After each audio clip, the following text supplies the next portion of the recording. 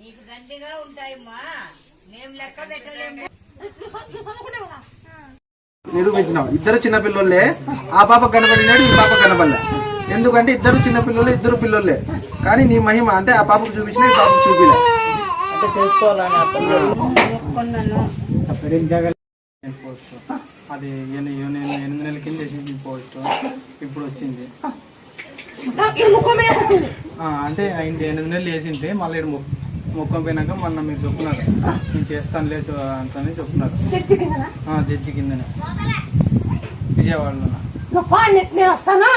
3 నెలలు శాలరీలు ఏమి రావంట, గవర్నమెంట్ అవుతుంది.